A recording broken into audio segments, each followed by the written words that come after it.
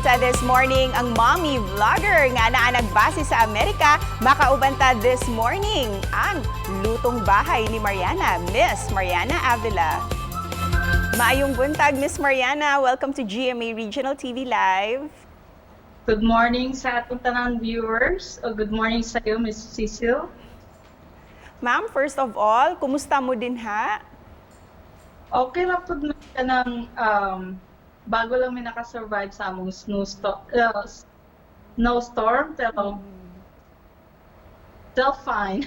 O sa tuy rason, ma'am, na nganong na nasugdan nimo ang imuhang Facebook page ug ang pag-share sa imuhang mga recipes online?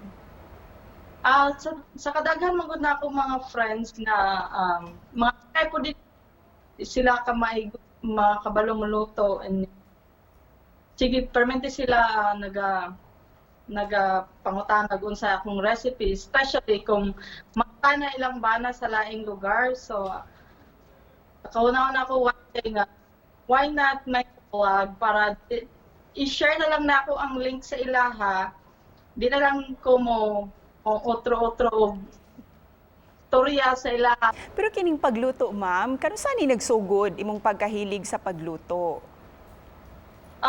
Since 8 or 9 siguro ko, pero mga basic pa before. Pero nag-start yun na yung akong passion nung third ko para dito na develop. Og sa kadaghang mga recipes nga imuhang na-share online, unsa to ang mga pinaka paborito ninyo, ilabi na sa imuhang pamilya, imong bana ug mga anak? Pinaka paboritong humba. Cebuana jud, bisdak jud, humba jud.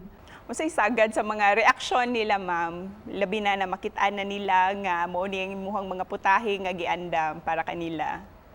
Tapos ginoo ko tuyok ra na permente every week. Especially kung mag-invite akong husband o co-workers, mga soldiers niya amo permente gina request ang sisig, adobo, mga dili kay sila humba kay so fatty daw. Amazed kasi sila kay sa tanan ko nung mga restaurant kay dili ko no maayo ang dish. So dinhi murag kuan ka tanan sila nga nagabalik-balik jud sila. Usually gina-business na ako na every weekend. Ang akong mga customers, yung mga soldiers, mga co-workers, extra income po. Nakahigayon jud ka og una-una nga pwede jud ay nimong manegosyo, ma'am. Unsa ang mga tips nga gusto nimong i-share sa mga misis din ha nga gusto usab na maka-sideline ug maka-income?